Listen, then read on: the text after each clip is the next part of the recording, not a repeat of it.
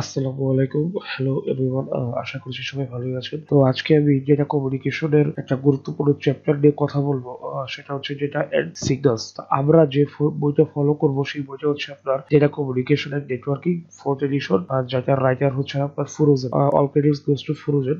আমরা এই বইটা থেকেই মূলত স্লাইড গুলো বানানো হয়েছে। তো স্লাইড গুলো আমরা এটা বলতে পারেন আপনার চ্যাপ্টার রিভিউ করা। তো প্রথমে জানলেন যে কিছু সম্পর্কে, সেটা হচ্ছে অ্যানালগ এন্ড ডিজিটাল। তো অ্যানালগ এন্ড ডিজিটাল সেটা আবার কি জিনিস?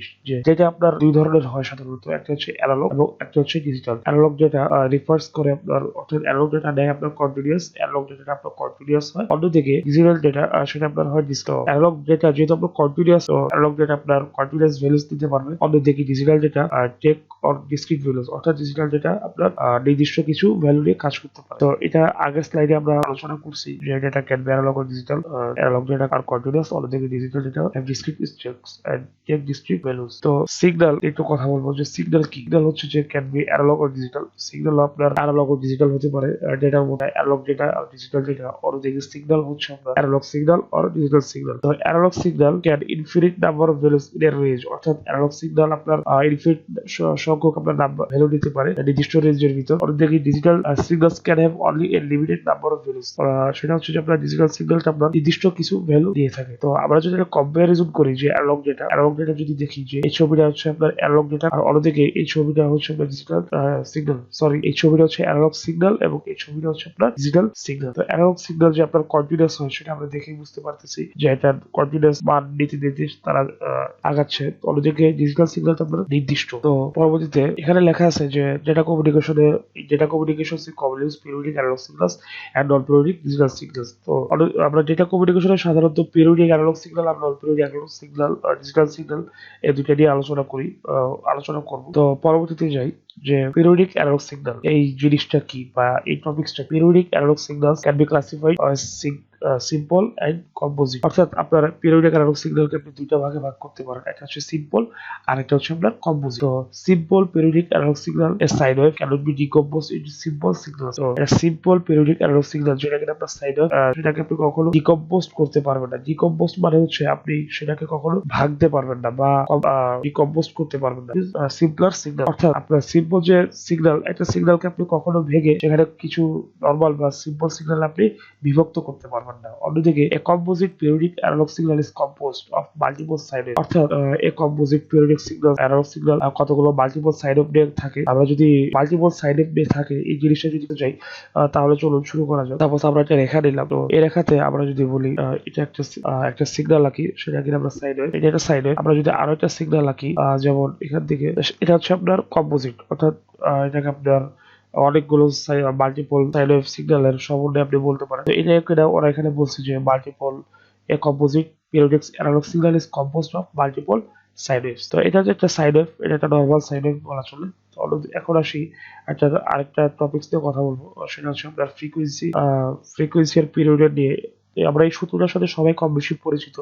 এখানে ওরা লেখছে যে frequency and period are the inverse of each other. তো এত বড় লাইন মুখস্থ না রাখি আমরা এই সূত্রটা মুখস্থ রাখি। সূত্রটা খুবই সোজা, যে f = 1/t। অন্যদিকে এখানে টিটা যদি f এর জায়গায় যদি রিপ্লেস করি তাহলে আমরা পাবো t = 1/f। তো এই সূত্রটা আমরা বুঝতে পারছি আশা করি। তো পরবর্তীতে আসি যে টু সিগন্যালস, এখানে হেডিংসটা দেওয়া আছে two signals with same amplitude and phase by different frequency. মানে আপনার ফ্রিকোয়েন্সিটা ডিফারেন্ট, বাট আপনার দুইটা সিগন্যালের অ্যামপ্লিটিউড বিস্তার, ফেজ এবং ফেজ মানে অর্থাৎ দশা দুইটাই সেম, বাট আপনার ফ্রিকোয়েন্সিটা একটু ডিফারেন্ট। তো আমরা যদি এখানে যদি একটু খেয়াল করি যে এখানে f = 1/t, এটা আপনার কখন আপনার বেশি হবে। তো আমরা যদি f = 1/t, আমরা যদি ইকুয়েশনটা যদি একটু লিখি, যে ইকুয়েশনটা f = 1/t।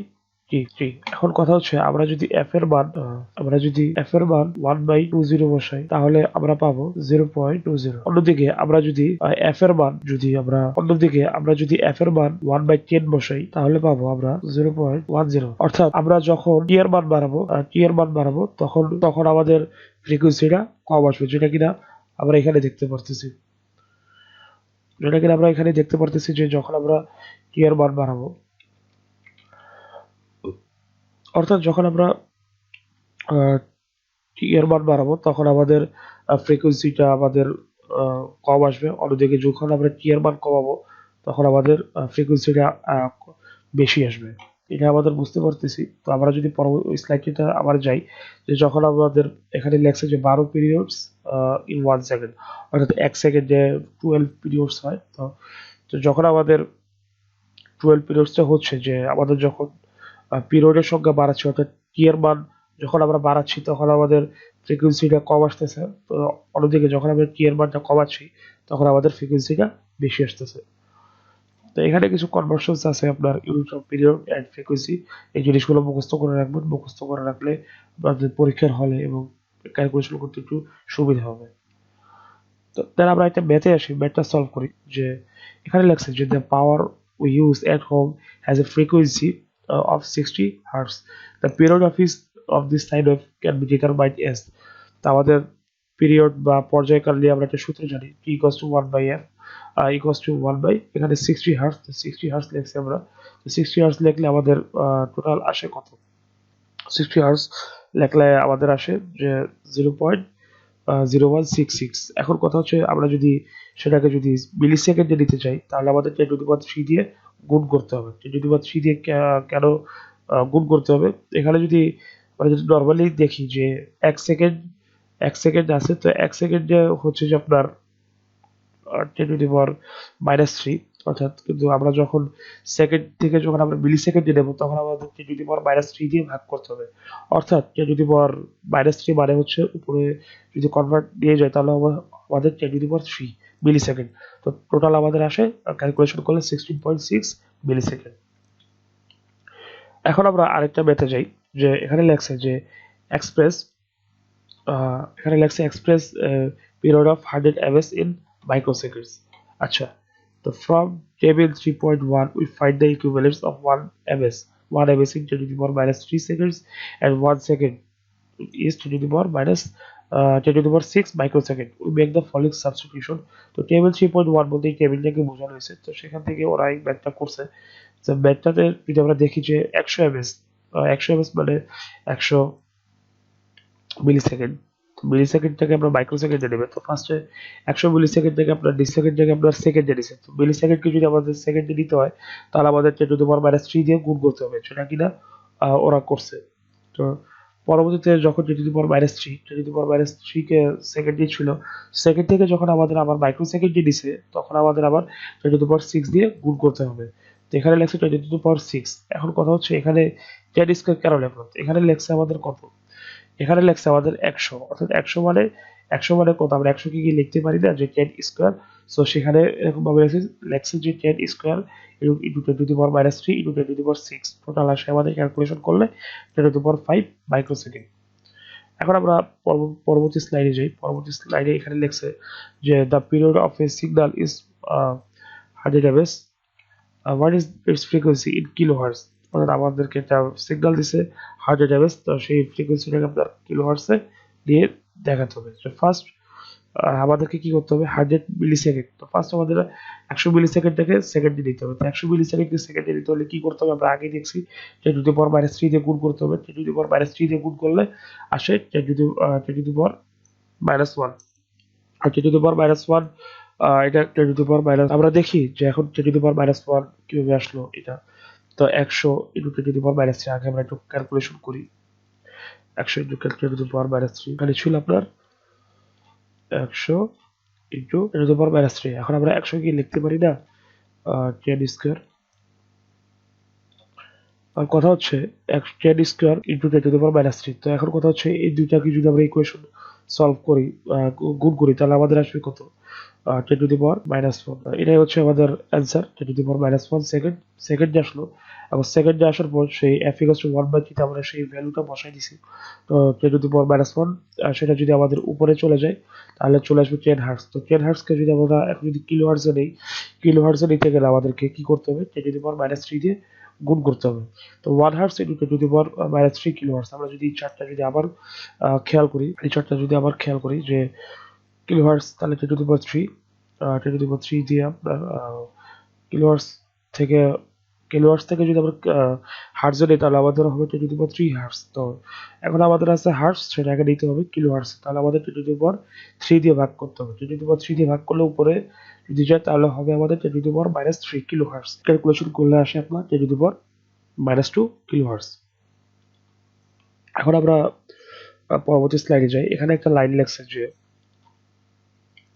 frequency is the rate of change with respect to time, মানে frequency is the rate of change with respect to time, যেটা কিনা হচ্ছে যে আপনার সময়ের সাথে সাথে আপনার ফ্রিকোয়েন্সিটা চেঞ্জ হয়।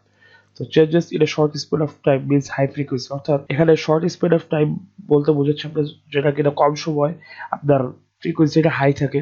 অন্যদিকে long span of time, long span of time অর্থাৎ যখন আপনার সময় বাড়াবেন তখন আপনার ফ্রিকোয়েন্সিটা লো হবে। তো আমরা এটা কিছুক্ষণ আগেও দেখছি। এখানে আমরা যদি দেখছি যে যখন এখানে আমরা আগেই দেখছি যে এখানে f = 1/t, অর্থাৎ f এর মান যখন সময়ের মান আমরা 2g, t এর মান যখন আমরা 2g দিছি তখন পাইছি 0.20, অর্থাৎ তারপর যখন আমরা f এর তারপর যখন আমরা t এর মান 10 বসেছি তখন পাইছি 0.10।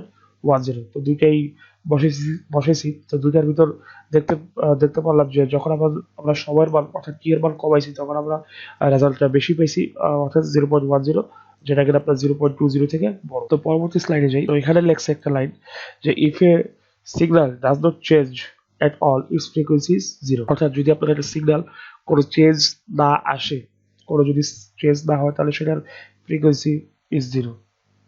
যদি অন্যদিকে if a signal change instantaneously its frequency is infinite, অর্থাৎ অন্যদিকে যদি আপনার একটা সিগন্যাল অনবরত যদি আপনার চেঞ্জ হইতেই থাকে তাহলে সেটার ফ্রিকোয়েন্সি হবে আপনার ইনফিনিট। এখন আমরা যেটা নিয়ে কথা বলবো সেটা হচ্ছে ফেজ। যেটা নিয়ে কথা বলবো সেটা হচ্ছে ফেজ। এখানে ফেজ নিয়ে একটা কথা বলছে, phase describes the position of the waveform relative to time zero, অর্থাৎ একটা টাইমের সাপেক্ষে আমরা ওয়েভফর্মের অবস্থানটা জানতে পারি, যেটা হচ্ছে কিনা আমাদের ফেজ। এখন একটা পরবর্তী স্লাইডে আমরা দেখলাম এখানে আমরা দেখতে পাচ্ছি যে 3 sine waves with same amplitude and frequency but different phases. এখন কথা হচ্ছে আমরা দেখতে পাচ্ছি তিনটা সাইড ওয়েভ আছে। তিনটা সাইড ওয়েভে আপনার ডিফারেন্ট প্লেস, অর্থাৎ আমরা এখানে তিনটা সাইড ওয়েভ দেখতে পারতেছি, 3 sine waves with with the same amplitude and frequency but different phase. আমরা এখানে তিনটা ডিফারেন্ট ফেজের তিনটা সাইড ওয়েভ দেখতে পারতেছি। তো তিনটা সাইড ওয়েভ দেখলাম, আর তিনটা সাইড ওয়েভের এখানে দেখতে পারতেছি যে তিনটার ফেজ আলাদা।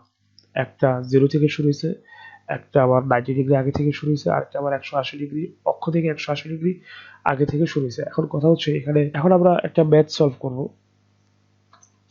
করব কিভাবে। এখানে লেখছে যে a sine wave is offset 1/6 cycle with respect to time 0. What is its phase in degrees and radians? অর্থাৎ আপনাকে একটা ওয়েভ দিছে যেখানে কিনা আপনার সাইকেল হচ্ছে 1/6 with respect to time 0, অর্থাৎ টাইম 0 সাপেক্ষে একটা সাইন ওয়েভ আছে যেখানে কিনা 1/6 সাইকেল। তো হোয়াট ইজ ইটস ফেজ, আপনাকে ফেজ বের করতে হবে, আর ফেজটা বের করতে হবে কি ডিগ্রি আর রেডিয়ান। আমরা এখানে দেখতে পাচ্ছি যে এখানে লেখছে যে we know that one complete cycle is 360 degree, therefore one six cycle is, একটা সাইকেল যদি আপনার 60 ডিগ্রি 360 ডিগ্রি হয় তাহলে 1/6 সাইকেল কত হবে, অবশ্যই 1/6 এর সাথে 360 ডিগ্রি গুণ হবে। তো 1/6 এর সাথে 360 ডিগ্রি গুণ হলে ক্যালকুলেশনটা আমরা একটু দেখি ক্যালকুলেটরে।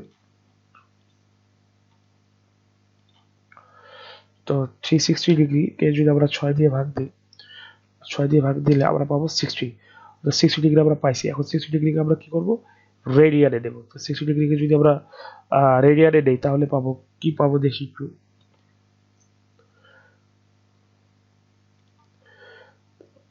আমরা 60 ডিগ্রি লিখি, 60 ডিগ্রিকে আমরা রেডিয়ানে নিলে আমরা পাচ্ছি কত 1.047198, অর্থাৎ 1.046। এখানে লিখছে একই কথা, সমস্যা নেই।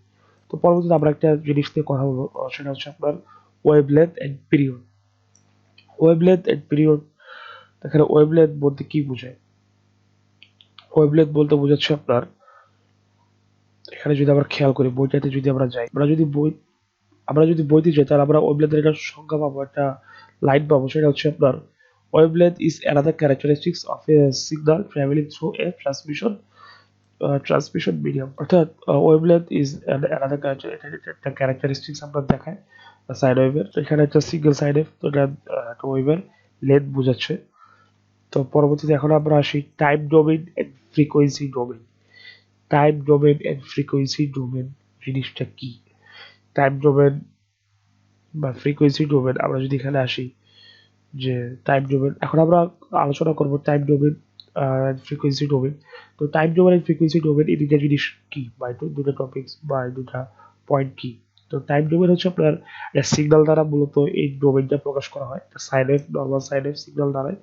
অন্যদিকে আপনার ফ্রিকোয়েন্সি ডোমেইনটা আপনার একটা সিঙ্গেল স্পাইক বা সিঙ্গেল স্পাইক বলতে বোঝাচ্ছে এটা সিঙ্গেল বার বা সাইনোসয়েড যেটাই বলেন না কেন, দুটা যে কোনো একটা দিয়ে বা একই বলা চলে, দুটা দ্বারাই মূলত দুটা না সরি একটা দিয়ে মূলত ফ্রিকোয়েন্সি ডোমেইন প্রকাশ করা হয়।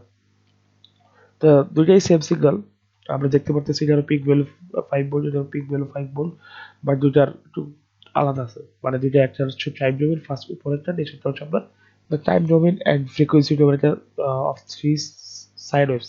অর্থাৎ এখানে সাইন ওয়েভ আছে তিনটাকে আপনার একটা টাইম ডোমেইন একটা ফ্রিকোয়েন্সি ডোমেইন দিয়ে প্রকাশ করছে। তো time domain and frequency domain, যদি আমরা দেখি যে এখানে তিনটা সিগন্যাল আছে, একটা সিগন্যাল হচ্ছে আপনার পিঙ্ক কালার, একটা সিগন্যাল হচ্ছে আপনার গ্রিন কালার, আর একটা সিগন্যাল আছে আপনার এই যেখানে ডিরেক্ট লাইন সরল রেখা বরাবর, আর সেটা হচ্ছে আপনার ব্লু কালার। তো এই তিনটা সিগন্যাল আমরা ফার্স্ট টাইম ডোমেইন দিয়ে দেখাইছি, দেন ফ্রিকোয়েন্সি ডোমেইনকে স্পাইক দ্বারা আপনার দেখাইছি ফ্রিকোয়েন্সি ডোমেইন। এখানে আমরা একটা কম্পোজিট পিরিয়ডিক সিগন্যালের ডায়াগ্রাম দেখতে পারতেছি, যেখানে এখানে আপনার দুইটা সিগন্যাল আছে কম্পোজিট। দুইটা সিগন্যাল যখন পাশাপাশি মিক্স করা হয় বা দুইটা সিগন্যালকে যখন একটা একটা সিগন্যালের মাধ্যমে দেখানো হয় বা একটা ডায়াগ্রামের মাধ্যমে দেখানো হয়, সেটা হচ্ছে কম্পোজিট পিরিয়ডিক সিগন্যাল। তো আপনারা চাইলে এটাকে ডিকম্পোজিট করতে পারবেন, অর্থাৎ এই সিগন্যাল দুটাকে আপনারা চাইলে ভেঙে ফেলতে পারবেন। এখন আমরা একটা গুরুত্বপূর্ণ ম্যাথ নিয়ে কথা বলবো, সেটা হচ্ছে আপনার if A periodic signal is decomposed into 5 sine wave, যদি আপনার একটা পিরিয়ডিক সিগন্যালকে 5টা সাইন ওয়েভ দ্বারা ভাগ করা হয়, যেটা কিনা আপনার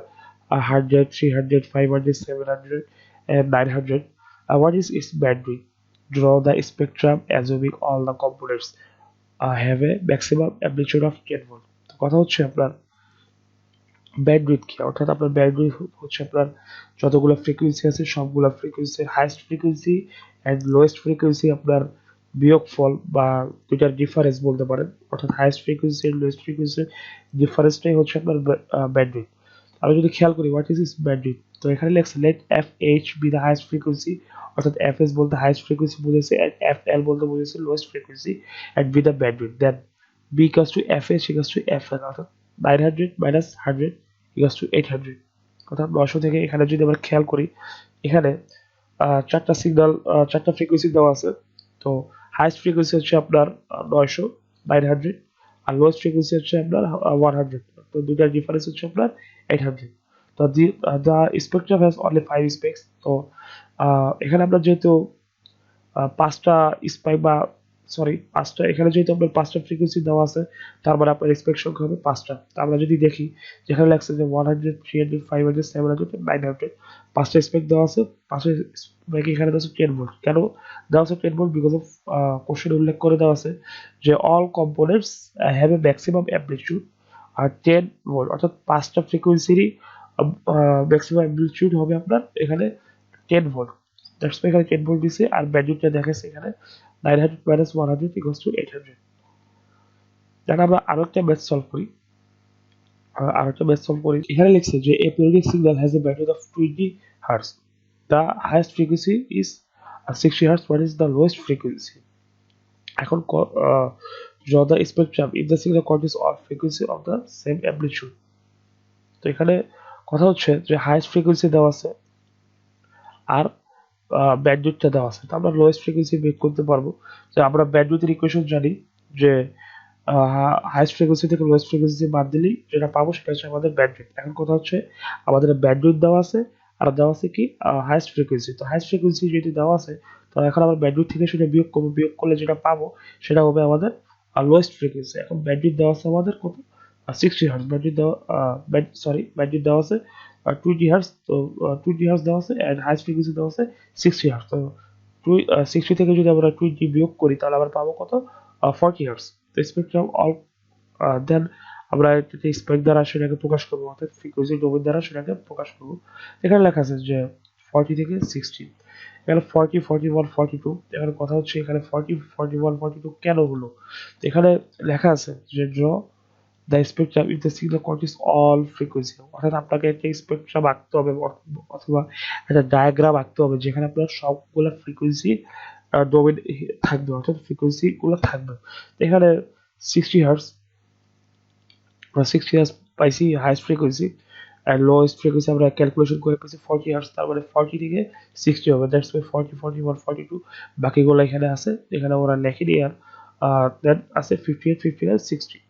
এই তো আমরা আরেকটা ম্যাথ সলিউশন করি। ম্যাথটা হচ্ছে আপনার এখানে লেখছে যে a non-periodic composite signal has a bandwidth of 200 kilohertz with a median frequency of 140 kilohertz and peak amplitude of 20 volt. The two extreme frequency have an amplitude of 0. Draw the frequency domain of the signal. তো এটার মানে হচ্ছে আপনার একটা নন periodic composite signal আছে যেটার bandwidth হচ্ছে আপনার 200 কিলোহার্টজ, 200 কিলোহার্টজ, আর রয়েছে মিডল ফ্রিকোয়েন্সি দেওয়া আছে আপনার 140 কিলোহার্টজ, এন্ড পিক অ্যামপ্লিটিউড দেওয়া আছে 20 ভোল্ট।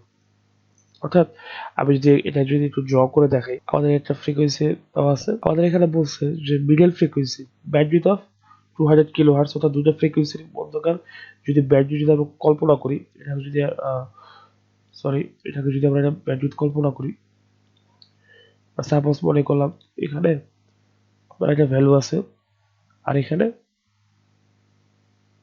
একটা ভ্যালু আছে, এই দুইটা ভ্যালুর মধ্যকার ব্যান্ডউইথটা হচ্ছে আপনার দুইটা ভ্যালুর মধ্যে যদি মধ্যকার ব্যান্ডউইথ ধরি, ব্যান্ডউইথটা দেওয়া আছে কত, একটা মিনিট, ব্যান্ডউইথটা দেওয়া আছে আপনার 200 কিলোহার্টজ। তো ব্যান্ডউইথ দেওয়া আছে কত, 200 কিলো হার্টজ। তো ব্যান্ডউইথ দেওয়া আছে 200 কিলো হার্টজ। এখন আসছে মিডল ফ্রিকোয়েন্সি দেওয়া আছে 140 কিলো হার্টজ, অর্থাৎ মিডল যে ফ্রিকোয়েন্সি, একটা মিডল ফ্রিকোয়েন্সি থাকবে। তো এটা তো মূলত ফার্স্ট ফ্রিকোয়েন্সি, এটা হচ্ছে লোয়েস্ট ফ্রিকোয়েন্সি, এটা হচ্ছে আপনার হাইস্ট ফ্রিকোয়েন্সি, বা এটাও বলতে পারো আমরা ফার্স্ট আর লাস্ট দুইটা ফ্রিকোয়েন্সির দেওয়া আছে। তো মিডল ফ্রিকোয়েন্সিটা কত হবে, মিডল ফ্রিকোয়েন্সি দেওয়া আছে, মিডল ফ্রিকোয়েন্সি দেওয়া আছে কত, মিডল ফ্রিকোয়েন্সি দেওয়া আছে আপনার 140 kilo hertz, 140 kilo hertz middle frequency দেওয়া আছে 140 কিলো হার্টজ। এখন আমরা যদি ওটা আবার ওপেন করি যে at peak amplitude of 20 volt, এর মানে হচ্ছে আপনার সর্বোচ্চ আপনি 20 কিলো ভোল্ট, 20 ভোল্ট পর্যন্ত আপনার সেটা পিক অ্যামপ্লিটিউড হবে। অর্থাৎ আপনি যদি এখানে পিক অ্যামপ্লিটিউড যেটাই দেয় না কেন, এখানে পিক অ্যামপ্লিটিউড যেটাই দেয় না কেন, আমাদের এখানে পিক অ্যামপ্লিটিউড হতে হবে 20 ভোল্ট, অর্থাৎ 20 ভোল্ট। এখন আমরা আসি যে the two extreme frequencies have an amplitude of 0, অর্থাৎ ফার্স্ট ফ্রিকোয়েন্সি এন্ড লাস্ট ফ্রিকোয়েন্সির আপনার অ্যামপ্লিটিউডটা 0 হবে, অ্যামপ্লিটিউডটা 0 হবে। তো আমরা আগে বললাম যে এটা একটা ফ্রিকোয়েন্সি, ফার্স্ট এন্ড লাস্ট ফ্রিকোয়েন্সির অ্যামপ্লিটিউড 0 হবে। তো আমরা অ্যামপ্লিটিউড 0 দিয়ে কাজটা করি, যে অ্যামপ্লিটিউড 0 দিয়ে যদি আমরা কাজটা করি, যে তখন কি আসবে, এটা একটা অ্যামপ্লিটিউড পাইলাম, দেন আরেকটা দেব, দুইটা অ্যামপ্লিটিউড, সরি, তো দুইটা আমরা ফ্রিকোয়েন্সি আঁকলাম, তো যেটা কিনা আপনার ফার্স্টেরটা, তো ফার্স্টেরটার আপনার অ্যামপ্লিটিউড 0, ফার্স্টেরটার অ্যামপ্লিটিউড 0 আর সেকেন্ডটার অ্যামপ্লিটিউড 0। কালারটা একটু চেঞ্জ হয়ে গেছে, ব্যাপার না। তো ড্র দ্য ফ্রিকোয়েন্সি ডোমেইন, তো এটাই। এখন কথা হচ্ছে আমরা যে দুইটা ফ্রিকোয়েন্সি নিলাম, এই দুইটা ফ্রিকোয়েন্সি মানে ভ্যালু কত, আমরা তো ফ্রিকোয়েন্সি ঠিকই বসায় ফেললাম যে দুইটা ফ্রিকোয়েন্সি আছে, তো ভ্যালু কত। তো আমাদেরকে এমন একটা ফ্রিকোয়েন্সি দিতে হবে যেটার কিনা আপনার যেটা আপনি চাইলে বলতে পারেন যে সেটা আপনি এখন এখন আমরা এখন কথা হচ্ছে আমরা যে দুইটা ফ্রিকোয়েন্সি নিলাম সেই দুইটা ফ্রিকোয়েন্সি কিভাবে আমরা এখন ক্যালকুলেট করব। তো দুইটা ফ্রিকোয়েন্সি ক্যালকুলেট করাটা সহজ বলে দেখা যে আমাদের যে মিডল ফ্রিকোয়েন্সি দেওয়া আছে, মিডল ফ্রিকোয়েন্সিকে আমরা 2 দিয়ে গুণ করব। তো অর্থাৎ মিডল ফ্রিকোয়েন্সিকে যদি আমরা 2 দিয়ে গুণ করি তাহলে আমরা পাবো 140 গুণ 2, 280, 280, 2 দিয়ে গুণ করলে পাইছি 280। তো আমাদেরকে এমন দুইটা ভ্যালু নিতে হবে যে দুইটার যোগফল কিনা হয় 280। আমরা চাইলে 200 যোগ 80, 200, একটা 200 নিতে পারি, একটা 80 নিতে পারি, আর একটা 240, আর একটা শুধুমাত্র 40 নিতে পারি। তো আমরা যদি এখানে খেয়াল করি যে এখানে লেখা হয়েছে যে the lowest frequency must be at 40, অর্থাৎ লোয়েস্ট ফ্রিকোয়েন্সি আপনার 40 হবে, the highest frequency at 240 kilohertz, অর্থাৎ হাইয়েস্ট ফ্রিকোয়েন্সিটা আপনার 240 কিলোহার্টজ দিছে। এই যে আমরা এতক্ষণ যাবত যে চিত্রটা পেইন্ট করলাম বা যে চিত্রটা আঁকলাম সেটাই আপনার এই চিত্র। তাহলে আমরা আরেকটা টপিক্সে যাই, যেখানে আপনার ডিজিটাল সিগন্যালের কিছু টপিক্স নিয়ে কথা বলা হবে, বিট লেভেল, বিট রেট। তো এখানে ওরা একটা কথা লেখছে, একটা ম্যাথ সলভ করি। ম্যাথে লেখা হয়েছে যে ডিজিটাল সিগন্যাল হ্যাজ 8 লেভেলস, অর্থাৎ এটা ডিজিটাল সিগন্যাল 8টা লেভেল আছে। How many bits needed per level, অর্থাৎ আপনার কয়টা লেভেল আপনার প্রয়োজন হতে পারে। তো number of bits per level, খেয়াল করি number of bits per level. তো লেভেল আছে আপনার, বিটস পার লেভেলের আপনার একটা সূত্র আছে, সেটা হলো লগ 2 টু দি পাওয়ার এল, অর্থাৎ number of level. Number of আমরা যদি ক্যালকুলেশন করি যে লগ 2 বেস 2 পরে হবে আপনার 8, তাহলে আমরা ক্যালকুলেশন করলে পাবো 3, অর্থাৎ এই signal level is represented by 3 bits. তো এটা হচ্ছে ম্যাথ। তারপরে আরো একটা ম্যাথ সলভ করি, সেখানে আছে যে signal digital signals has 9 levels, অর্থাৎ ডিজিটাল সিগন্যাল আপনার 9টা লেভেল আছে। How many bits are needed per level, কয়টা লেভেল আপনার, কয়টা বিট আপনার প্রয়োজন পার লেভেলে।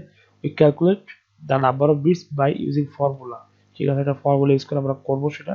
তো each signal is represented by 3.717 bits, অর্থাৎ আপনার প্রত্যেকটা সিগন্যাল আপনার রিপ্রেজেন্ট করা হচ্ছে আপনার 3.17 বিটস, অথবা যে প্রত্যেকটা সিগন্যাল আপনার 3.17 বিটস করে নেয়।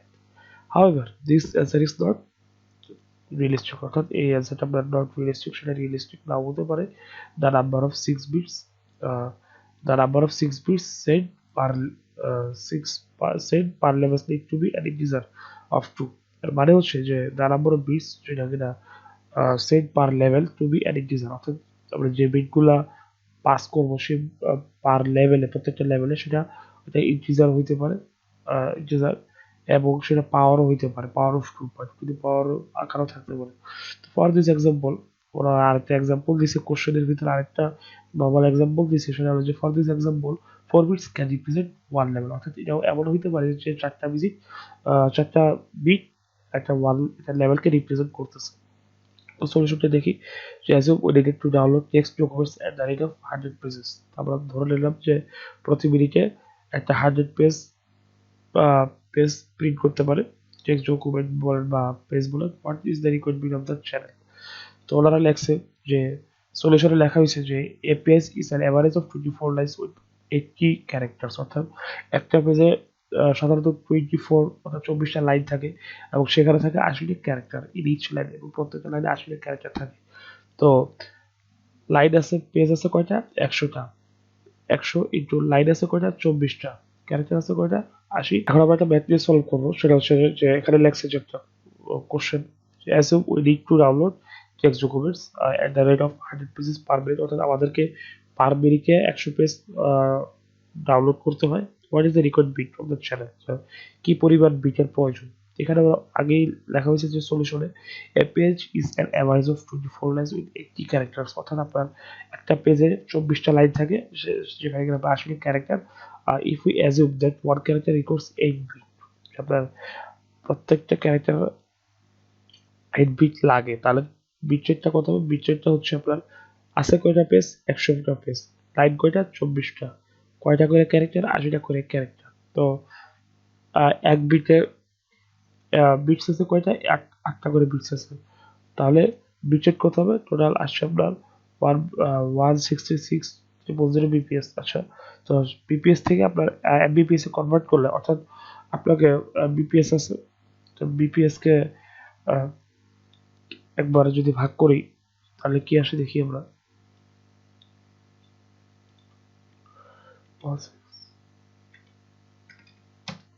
আমরা যদি 1000 দিয়ে ভাগ করি তো 16 একবার বিপিএস থেকে আসলাম কেবিপিএস, এটা হচ্ছে আমরা কেবিপিএস এর। আর আবার যদি 1000 দিয়ে ভাগ করি তাহলে আমরা যেটা পাবো 1.636, আর সেটা হচ্ছে আপনার এমবিপিএস। এখন আমরা আরেকটা ম্যাথ নিয়ে আলোচনা করবো, সেটা হচ্ছে যে what is the required bandwidth of a low pass channel if we need to send 1 Mbps by using baseband transmission। Transmission সেটা হচ্ছে আপনার বেসব্যান্ড ট্রান্সমিশন। তো এখানে মিনিমাম ব্যান্ডউইথ হচ্ছে আপনার বিটরেটকে যদি আমরা 2 দিয়ে ভাগ করি যেটা পাবো সেটা হচ্ছে আপনার মিনিমাম ব্যান্ডউইথ পাবো আমরা। তো বিটরেট দেওয়া আছে আমাদের কত? বিটরেট দেওয়া আছে আমাদের 1 Mbps। তো 1 Mbps কে যদি আমরা kbps এ নেই তাহলে আমরা পাবো কত? 1000 kbps। তো kbps কে যদি আমরা 2 দিয়ে ভাগ করি তাহলে যেটা পাবো, kbps কে যদি আমরা 2 দিয়ে ভাগ করি, 1 mbps মানে হচ্ছে 1000 kbps, সেটাকে আমরা 2 দিয়ে ভাগ করলাম, পাবো কত? 500 কিলোহার্টজ। ঠিক আছে, তো পেয়ে গেলাম। A better solution is to use the fast. এখন আমরা একটা গুরুত্বপূর্ণ টপিকস নিয়ে কথা বলবো, সেটা হচ্ছে আপনার ট্রান্সমিশন ইম্পেয়ারমেন্ট। তো ট্রান্সমিশন ইম্পেয়ারমেন্ট জিনিসটা কি? এটা যদি প্রথমে বুঝতে যাই, যে সেখানে লেখা হয়েছে যে signals travel through transmission media which are not perfect. অর্থাৎ একটা সিগন্যাল যখন একটা ট্রান্সমিশন মিডিয়া দিয়ে যায় সেটা সবসময় পারফেক্ট ভাবে যায় না। অর্থাৎ সিগন্যালটা যে গতিতে আগাচ্ছে বা সিগন্যালটার যে সাইজ বা সিগন্যালটার যে পজিশন বা সিগন্যালটা দেখতে যেরকম সেরকম ভাবে সবসময় যায় না। The imperfection causes signal impairment. তো এই যে একটা ইমপারফেকশন হয়, অর্থাৎ সিগন্যালটা যেরকম যাওয়ার কথা সেরকম ভাবে যাচ্ছে না, অথবা সে তার স্পিডটা কমাই দিছে, সেটা হচ্ছে এটা signal impairment. This means that the signal at the beginning of the medium is not same at the signal at the end of the medium. এটার মানে হচ্ছে আমরা যে সিগন্যালটা পাঠাই, যে যে সিগন্যালটা পাঠাই এবং আমরা যার কাছে পাঠাই সেই যখন সিগন্যালটা পাই, এই দুটা সিগন্যাল কখনো সেম হচ্ছে না। এটাই হচ্ছে আমরা মূলত সিগন্যাল ইম্পেয়ারমেন্ট। তো সিগন্যাল ইম্পেয়ারমেন্টের the causes of three impairment বা ট্রান্সমিশন ইম্পেয়ারমেন্ট বলেন বা সিগন্যাল ইম্পেয়ারমেন্ট বলেন, সেটাই বলেন না কেন, এটা তিন রকমের হয়ে থাকে। এটা হচ্ছে অ্যাটেনুয়েশন, এটা হচ্ছে ডিস্টরশন, এটা হচ্ছে নয়েজ। তো টপিকস ডিসকাস, এখন আমরা তিনটা ইম্পেয়ারমেন্ট কজেস কথাবার্তা বলবো। অ্যাটেনুয়েশন কি? আমরা যদি বইটা একটু ওপেন করি, যে attenuation means a loss of energy when a signal when a signal simple or composite travels through a medium। অর্থাৎ অ্যাটেনুয়েশন মানে হচ্ছে আপনার যখন একটা সিগন্যাল পাঠাবেন সেটার অ্যাটেনুয়েশন লস, এনার্জির যে লসটা হবে সেটা মূলত অ্যাটেনুয়েশন। তো when a signal simple or composite travels through a medium it loses its energy of its overcoming the resistance of the medium। অর্থাৎ আপনি যখন একটা সিগন্যাল পাঠাচ্ছেন তখন সেটা কিছু এনার্জি লস করে। তো সেই এনার্জিটা যখন আমরা লস করে তখন কি হয়, আমরা যদি খেয়াল করি ছবিটাতে, এনার্জি লস হয়ে গেল। এনার্জি লস হয়ে যাওয়ার পর আমরা সেটা কি করি, অ্যাম্প্লিফাই করি, অ্যাম্প্লিফায়ার দিয়ে অ্যাম্প্লিফাই করি। অ্যাম্প্লিফাই করার পর সেই সিগন্যালটা দেন আমাদের আগের অবস্থায় যায়। এই যে আমাদের মাঝখান দিয়ে যে লসেসটা হলো বা এনার্জির যে লসটা হলো, সেই লসটা আপনার হচ্ছে অ্যাটেনুয়েশন। এখন আমরা একটা ম্যাথ নিয়ে আলোচনা করি, যে একটা ইকুয়েশন আছে অ্যাটেনুয়েশনের। সেই ইকুয়েশনের হচ্ছে আপনার, যেখানে ইকুয়েশনটা হচ্ছে decibel dB equals to 10 log base 10 into পি2 ডিভাইডেড বাই পি1, যেখানে আপনার পি1টা হচ্ছে আপনার অরিজিনাল সিগন্যালটা, পি1টা হচ্ছে আপনার অরিজিনাল সিগন্যালটা এবং পি2 হচ্ছে আপনার ফাইনাল সিগন্যাল বা যেটা কিনা আপনার রিসিভার সিগন্যালটা গ্রহণ করে সেই সিগন্যালটা। এখন আমরা যদি ম্যাথটা সলভ করি, এখানে লেখছে suppose A signal travels through a transmission medium and its power is reduced to one half, and this means that P2 is 1 by 2 P1। আচ্ছা, in this case the attenuation losses of power, তো 1 by 2 মানে কত? 0.5। তো 0.5 P1, অর্থাৎ P2 এর যে মান সেটা হচ্ছে আপনার 0.5 P1। তো P2 এর মান এখানে 0.5 P1 দেওয়া হয়েছে, দেন এখানে ডিভাইডেড বাই P1। তো P1 কাটা 10 log 10.5, তার ক্যালকুলেশন করলে আসবে আমাদের -3 ডেসিবেল। তার আরেকটা গুরুত্বপূর্ণ টপিকস বা একটা গুরুত্বপূর্ণ বিষয়ে আলোচনা করি, সেটা হচ্ছে যে এখানে লাগছে যে one reason that engineers use that decibel to measure the changes in the strength of a signal is that decibel numbers can be added or subtracted. কথা হচ্ছে ইঞ্জিনিয়াররা কেন ডেসিবেল দিয়ে মেজার করতে পছন্দ করে, কারণ কোনো বিকজ ডেসিবেল আপনি চাইলে মেজারিং সেভার ফর এক্সাম্পল কতগুলো পয়েন্টকে একসাথে যোগ করতে পারবেন, বিয়োগও করতে পারবেন। এখানে লেখছে যে ডিবি ইকুয়ালস টু -3 + 7 -3 + 1। এটা কি কিভাবে আসলো সেটা একটু দেখি, যে পরে যে চিত্রটা এখানে যদি দেখেন, যে পয়েন্ট 1 থেকে পয়েন্ট 2 ভ্যালু হচ্ছে -3 ডেসিবেল, আর পয়েন্ট 2 থেকে পয়েন্ট 3 হচ্ছে 7 ডেসিবেল, পয়েন্ট 3 থেকে দেন পয়েন্ট 4 হচ্ছে -3 ডেসিবেল। এখন তিনটা যদি একসাথে যোগ করি তাহলে আমরা পাবো 1 ডেসিবেল। এটাই মূলত এখানে করে দেখানো হয়েছে। আর আমরা একটা টপিক্স নিয়ে কথা বলবো, সেটা মূলত এসএনআর। এসএনআর মানে কি? এসএনআর মানে হচ্ছে আপনার সিগন্যাল টু নয়েজ রেশিও। অর্থাৎ এখানে যদি ব্যাখ্যা সলভ করে তাহলে বুঝতে পারবো যে এখানে লেখা হয়েছে যে the power of a signal is 10 megawatt, অর্থাৎ একটা সিগন্যাল যেটা পাওয়ার এটা হচ্ছে 10 megawatt, and the power of the noise is 1 microwatt. What are the values of SNR and SNR dB? SNR তো মানে signal to noise ratio, SNR dB মানে সেটাকে আমরা ডেসিমালে নিতে হবে লগারিদমিক ফাংশন ইউজ করে। তো এসএনআর এর ইকুয়েশন হচ্ছে সিগন্যাল টু নয়েজ রেশিও, অর্থাৎ উপরে সিগন্যাল থাকবে, নিচে আপনার নয়েজ থাকবে। নয়েজ দিয়ে আপনাকে সেটা ভাগ করতে হবে। তো নয়েজ দেওয়া আছে কত? 1 মাইক্রোওয়াট। তো 1 মাইক্রোওয়াট, তো এখানে হয়তো বা 1 মেগাওয়াট হবে বা 1 মাইক্রোওয়াট সেটাই হবে। তো 10 মেগাওয়াটকে আপনার মাইক্রোওয়াটে নিলে আপনার তাহলে আসে আপনার 10,000 মাইক্রোওয়াট।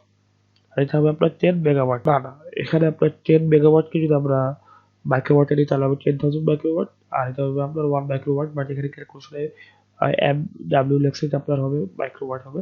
তো এছাড়া রেশিও তো কোনো একক হয় না, তো ভাগ করলে যেটা পাবো সেটা হচ্ছে আমাদের সিগন্যাল টু নয়েজ রেশিও বা এসএনআর। এখন এসএনআর টিভি কি হবে? 10 লগ 10 বেস 10 হবে, দেন আমরা যে ভ্যালুটা পাইছি এসএনআর সেই ভ্যালুটা দেবো, পাওয়ার পর ক্যালকুলেশন করে যেটা পাবো সেটা হচ্ছে আমাদের এসএনআর ডেসিবেল। এখন আরেকটা বিষয় নিয়ে আলোচনা করি যে এখানে লেখছে যে the values of SNR and SNR dB for noiseless channel, যে একটা নয়েজলেস চ্যানেল, যে চ্যানেলটার কিনা কোনো নয়েজ নাই, সেই নয়েজলেস চ্যানেলের জন্য এসএনআর এবং এসএনআর ডিবি কত হবে?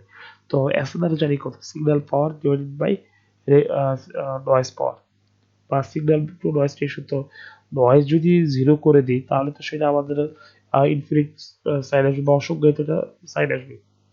দেন অন্যদিকে এসআরএর জিবি 10 লগ 10 যদি আমরা ভ্যালুটা যদি আমরা বসাই, যে অসংজ্ঞায়িত বা ইনফিনিট সাইন বসে, তাহলে আমরা যেটা পাবো সেটা হচ্ছে এসএনআর জিবি। এখানে আমরা আরেকটা ম্যাথ নিয়ে আলোচনা করি যে consider a lossless channel with a bandwidth of 3000 Hz transmitting a signal of two signal levels, the maximum bit rate can be calculated. তো bit rate দেওয়া আছে, না সরি, আমাদেরকে bit rate বের করতে হবে যে 2 into 3000 কত bandwidth, দেন আমাদের log 2 to the power level কয়টা আছে?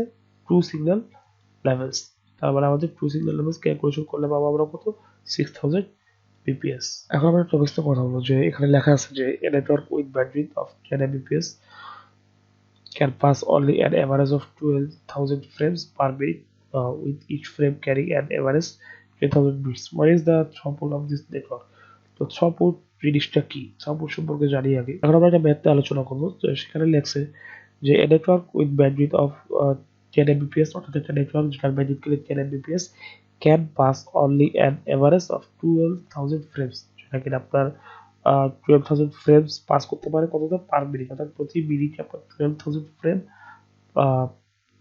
ফ্রেম পাস করতে পারে, with each frame carrying an average of 10,000 bits, অর্থাৎ আবার প্রত্যেকটা ফ্রেম আবার 10,000 করে বিট দিতে পারে। তো what is the throughput? What is the throughput of this network? তো থ্রুপুট কি সেটা একটু দেখে আসি আগে। থ্রুপুট হচ্ছে এখানে যে এখানে লেখা আছে যে দ্য থ্রুপুট, এখানে লেখা আছে যে the throughput is a measure of how fast we can actually send data through a network, অর্থাৎ আমরা কত ফাস্টলি একটা ডেটাকে পাঠাতে পারি সেটা হচ্ছে আমাদের। এখানে থ্রুপুট হচ্ছে আমাদের কত যাচ্ছে? 12,000 ফ্রেম যাচ্ছে কততে? 10,000 করে বিট। প্রত্যেকটা ফ্রেমে কয়টা করে বিট দিতে পারে? 10,000 করে বিট। কত সময় যাচ্ছে? Per minute. That's why minute দিয়ে আমরা সময় দিয়ে ভাগ করছি। সময় 1 মিনিটে কত? 60 সেকেন্ড। দেন 60 দিয়ে ভাগ করছি, তাহলে কত পাইছি আমরা ক্যালকুলেশন করে? 2 mbps। এখানে তো লেখা লেখছে the throughput is almost 1/5 of the bandwidth in this case, অর্থাৎ এখানে ব্যান্ডউইথ দেওয়া আছে 10 mbps, আমরা যদি সেটাকে 5 দিয়ে ভাগ করি তাহলে কি পাবো? 2 mbps, যেটা কিনা আমাদের থ্রুপুটের সমান। দেন আমরা আরেকটা ম্যাথ নিয়ে আলোচনা করি। এখানে লেখছে what is the propagation time if the distance between the 2 points of 12,000 kilometer, assume the propagation speed to be 2.4 10 to the power 8 meter per second in cap 12,000 kilometre. একটা প্রপাগেশন টাইম দেওয়া আছে। Propagation টাইমটা কত হবে? যেখানে কিনা আপনার 2 points এর মধ্যে দূরত্ব হচ্ছে 12,000 কিলোমিটার, এন্ড সেটা কিনা প্রপাগেশন স্পিড হচ্ছে আপনার 2.4 10 to the power 8 metre per second in cable. তো প্রপাগেশন টাইম এটা কি দেখে আসি। প্রপাগেশন টাইম হচ্ছে measures the time required for a bit to travel from the source to the destination, অর্থাৎ একটা বিট যেটা কিনা আপনার কি পরিমাণ, অর্থাৎ কি পরিমাণ বিটের প্রয়োজন বা কি পরিমাণ বিট ট্রাভেল করতে পারে আর সোর্স টু ডেস্টিনেশনে, সেটা হচ্ছে আপনার প্রপাগেশন টাইম। তো প্রোপাগেশন টাইম ইকুয়ালস টু দূরত্ব কত, টু দুইটা পয়েন্টে 12,000 কিলোমিটার, কিলোমিটারকে আমরা মিটারে নিলে পাবো 1000 দিয়ে গুণ করতে হবে, তাই আমরা 1000 দিয়ে গুণ করছি, দেন আমরা ভাগ করছি কত 2.4 into the power A. Calculation করলে আমরা কত পাই 50 মিলি সেকেন্ড। ক্যালকুলেশন করে আমরা কত পাই 50 মিলি সেকেন্ড। আজকের ভিডিও টিউটোরিয়াল এতটুকু পর্যন্ত, সবাই ভালো থাকুন।